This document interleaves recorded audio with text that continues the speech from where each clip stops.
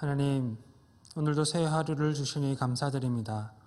주님의 말씀 앞에 겸손히 설 때 그 말씀이 우리의 심령을 새롭게 하시고 마음판에 새겨져서 오늘 하루 삶의 메아리가 되어 울리게 하옵소서.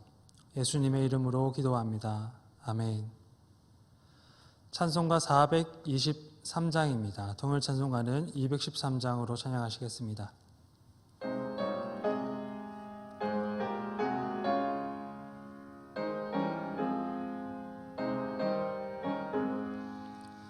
먹보다도 더 검은 죄로 물든 마음이 흰 눈보다 더 희게 깨끗하게 씻겼네. 주의 보혈 흘리는데 믿고 뛰어나가 주의 은혜 내가 입어 깨끗하게 되었네. 모든 의심 걱정과 두려움이 사라져 슬픈 탄식 변화로 기쁜 찬송 되었네. 주의 보혈 흐르는데 믿고 뛰어나가 주의 은혜 내가 입어 깨끗하게 되었네. 세상 부귀 영화와 즐겨하던 모든 것 주를 믿는 내게는 분토만도 못하다. 주의 보혈 흐르는데 믿고 뛰어나가 주의 은혜 내가 입어 깨끗하게 되었네. 나의 모든 보배는 저 천국에 쌓였네. 나의 평생 자랑은 주의 십자가로다. 주의 은혜 흐르는데 믿고 뛰어나가 주의 은혜 내가 입어 깨끗하게 되었네. 오늘 우리가 함께 나누는 하나님의 말씀은 마태복음 23장입니다. 신약성경 40면에 기록된 마태복음 23장 25절부터 39절까지의 말씀을 제가 봉독해 올리겠습니다. 화 있을진저 외식하는 서기관들과 바리새인들이여, 잔과 대접의 겉은 깨끗이 하되 그 안에는 탐욕과 방탕으로 가득하게 하는도다. 눈먼 바리새인이여, 너는 먼저 안을 깨끗이 하라. 그리하면 겉도 깨끗하리라. 화 있을진저 외식하는 서기관들과 바리새인들이여, 회칠한 무덤 같으니 겉으로는 아름답게 보이나 그 안에는 죽은 사람의 뼈와 모든 더러운 것이 가득하도다. 이와 같이 너희도 겉으로는 사람에게 옳게 보이되 안으로는 외식과 불법이 가득하도다. 화 있을진저 외식하는 서기관들과 바리새인들이여, 너희는 선지자들의 무덤을 만들고 의인들의 비석을 꾸미며 이르되 만일 우리가 조상 때에 있었더라면 우리는 그들이 선지자의 피를 흘리는데 참여하지 아니하였으리라 하니, 그러면 너희가 선지자를 죽인 자의 자손임을 스스로 증명함이로다. 너희가 너희 조상의 분량을 채우라. 뱀들아 독사의 새끼들아, 너희가 어떻게 지옥의 판결을 피하겠느냐. 그러므로 내가 너희에게 선지자들과 지혜 있는 자들과 서기관들을 보내매 너희가 그 중에서 더러는 죽이거나 십자가에 못 박고 그 중에서 더러는 너희 회당에서 채찍질하고 이 동네에서 저 동네로 따라다니며 박해하리라. 그러므로 의인 아벨의 피로부터 성전과 제단 사이에서 너희가 죽인 바랴가의 아들 사가랴의 피까지 땅 위에서 흘린 의로운 피가 다 너희에게 돌아가리라. 내가 진실로 너에게 이르노니 이것이 다 이 세대에 돌아가리라. 예루살렘아 예루살렘아 선지자들을 죽이고 내게 파송된 자들을 돌로 치는 자여, 암탉이 그 새끼를 날개 아래에 모음같이 내가 내 자녀를 모으려 한 일이 몇 번이더냐. 그러나 너희가 원하지 아니하였도다.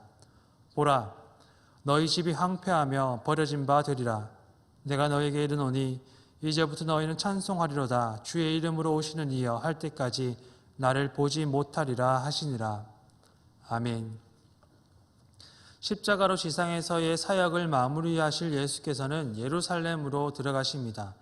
유대인 지도자들의 예수께서 예루살렘으로 들어오셨다는 소식과 사람들의 환호, 그리고 찬양 소리가 유대인 지도자들의 귀에 들려왔습니다. 그 소식에 그들은 한달음에 달려가 예수를 막았습니다. 공개적으로 비난하고 고발하기 위한 논쟁을 시작했습니다. 이 논쟁과 갈등이 21장부터 23장까지 길게 기록되어 있습니다. 그 마지막에는 이 모든 일에 대한 예수님의 결언으로서 화 있을진저라는 선언으로 7가지 선언이 이어지고 있습니다. 오늘 우리가 읽은 본문은 예수께서 선언한 7번의 화 중에 끝의 3번과 제자 무리를 핍박하는 이들, 예루살렘을 향한 심판의 예언을 담고 있습니다. 화가 있으리라, 이 말로 이어진 예수님의 비판을 보면 바리새인과 율법 교사의 무리들은 겉으로는 깨끗해 보이지만 그 속으로는 탐욕과 방종으로 가득 채워져 있습니다. 겉으로는 회칠한 무덤처럼 아름답고 새하얗게 깨끗해 보이지만 속으로는 사람을 부정하게 만드는 시체와 뼈가 있는 무덤과도 같습니다. 또한 그들은 하나님의 예언자와 하나님께 의로웠던 믿음의 사람들을 공경하고 숭상하는 것처럼 그들의 무덤을 꾸미고 그들의 의를 칭송하는 듯 보이지만 세례 요한을 부인하고 예수 그리스도를 대적하는 데서 보이는 것처럼 실상은 하나님의 말씀을 듣고 따르는데 무관심함으로 일관하고 있습니다. 겉으로는 하나님이 중심에 있는 것처럼 사람들 앞에서 내보이지만 속으로는 자기 욕심이 가득하여서 그래서 이들은 위선이라는 이름으로 예수님께 비판을 받습니다. 예수께서 율법교사와 바리새인을 두고 하신 이 말씀이 사실 우리가 처음 듣는 이야기는 아닙니다. 이미 구약시대의 많은 예언자들과 선지자들이 전하였던 주요 메시지였기 때문입니다. 예언자들은 하나님의 진정한 기대를 이런 말로 전했습니다. 사람아, 주께서 선한 것이 무엇임을 내게 보이셨나니 여호와께서 내게 구하시는 것은 오직 정의를 행하며 인자를 사랑하며 겸손하게 내 하나님과 함께 행하는 것이 아니냐. 나는 인애를 원하고 제사를 원하지 아니하며 번제보다 하나님을 아는 것을 원하노라. 무릇 모든 민족은 할례를 받지 못하였고 이스라엘은 마음의 할례를 받지 못하였느니라. 내가 보는 것은 사람과 같지 아니하니 사람은 외모를 보거니와 나 여호와는 중심을 보느니라. 예수께서는 과거 구약의 많은 예언자들이 전했던 것처럼 하나님께서 바라시는 것, 그러나 사람들이 오해하였던 것들을 다시 전하고 계십니다. 우리가 읽는 개역 성경의 구절이 이 화 있을진저라는 표현으로 번역되어 있어서 예수님의 감정이 자체 유대인 지도자들을 향한 저주의 마음이 담겨 있는 것은 아닌가, 증오하거나 적대시하시는 것은 아닌가 하고 생각되지만 오히려 이 말씀 속에서 예수님의 안타까움이 묻어납니다.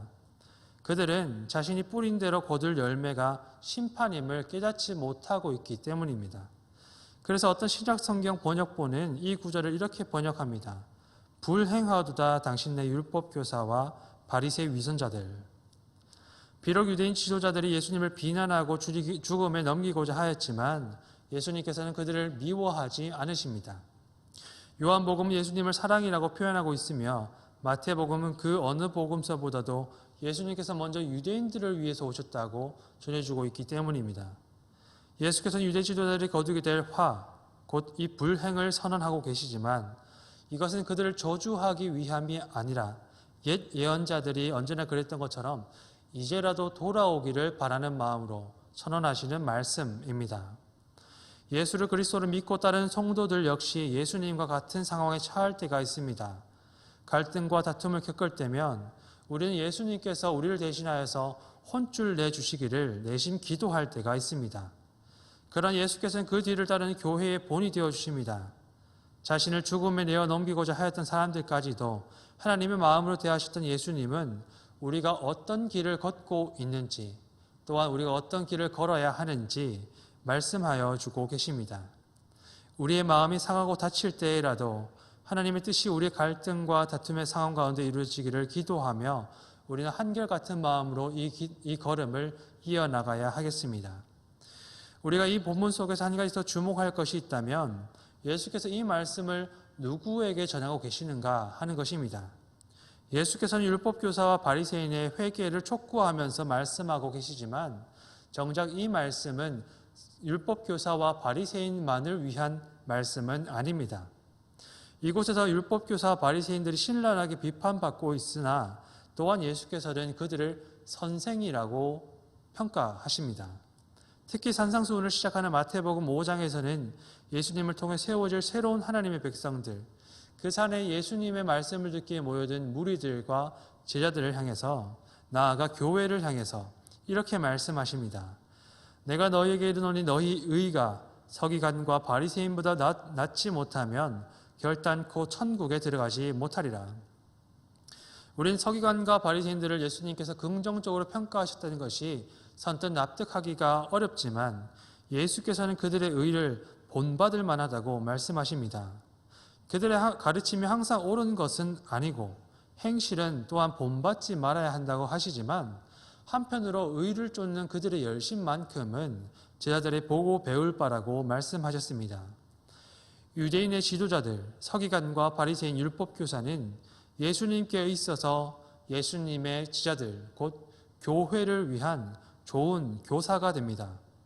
대부분 이들은 반면교사의 역할을 많이 하지만 한편으로는 긍정적인 배움의 모델이 되기도 합니다. 마태복음에서 예수님께서는 일관되게 한결같이 이들을 우리의 교사로 제시하십니다. 오늘 본문이 제자 무리를 향해 하신 말씀이라는 점에서 더욱 그렇습니다. 이들의 위선은 교회를 위한 반면교사가 되어서 겉으로는 종교적인 생활을 하면서도 하나님을 믿는 종교 열심을 다하지만 정작 마음속에는 하나님의 말씀 없는 믿음에 대하여서 권면과 경고의 말씀을 전해주고 있는 것입니다. 예언자들, 이 선지자들이 하나님의 말씀을 전해주어도 서기관과 바리새인들이 듣지 않은 까닭은 그 속에 하나님 말씀이 아니라 자기 욕심이 가득 차 있기 때문입니다. 이들의 모습은 시대와 장소를 막론하고 하나님을 믿고 따르는 이들에게 경종을 울리는 반면교사의 역할을 합니다. 암탉이 그 새끼를 날개 아래에 모음같이 하나님이 당신의 백성을 모으려 하시지만 정작 당사자들이 원치 않아 하나님의 말씀을 멀리하게 될 때, 그 마음에 자기 욕심으로만 가득 채워지게 될 때, 우리가 비록 교회에서 이루어지는 신앙생활의 열심이긴 하지만 그 속에 하나님의 말씀이 없을 때 서기관과 바리새인들에게 임하였던 화가 우리 역시 비껴나가지 않을 것이라는 사실을 우리는 명심하여야겠습니다. 이 말씀을 함께 나누는 모든 성도님들의 마음에 하나님의 말씀과 그 뜻을 향한 겸손한 갈망이 함께 하시기를 주님의 이름으로 축원합니다. 함께 기도하시겠습니다. 하나님, 우리가 신앙의 겉을 반질반질하게 닦아 보기 좋게 하는 것 아니라 그 속을 깨끗이 하여 하나님께서 받으실 만한 믿음 될 수 있도록 인도하여 주십시오. 무엇보다도 하나님의 말씀을 청종하는 마음 우리에게 주셔서 무엇이 하나님의 뜻인지 항상 묻고 구하는 자들 되게 하시고 주님의 제자는 삶이 될 수 있도록 우리의 믿음을 도우시고 인도하여 주십시오. 예수님의 이름으로 기도합니다. 아멘. 하늘에 계신 우리 아버지, 아버지의 이름을 거룩하게 하시며 아버지의 나라가 오게 하시며 아버지의 뜻이 하늘에서와 같이 땅에서도 이루어지게 하소서. 오늘 우리에게 일용할 양식을 주시고 우리가 우리에게 잘못한 사람을 용서하여 준 것 같이 우리 죄를 용서하여 주시고 우리를 시험에 빠지지 않게 하시고 악에서 구하소서. 나라와 권능과 영광이 영원히 아버지의 것입니다. 아멘. 이 시간 우리 함께 기도하실 때 5가지 기도 제목들로 먼저 기도해 주시기를 부탁드립니다. 코로나를 위해서 기도하여 주시고 세계 선교와 전 지역의 회복을 위해서 기도하여 주십시오.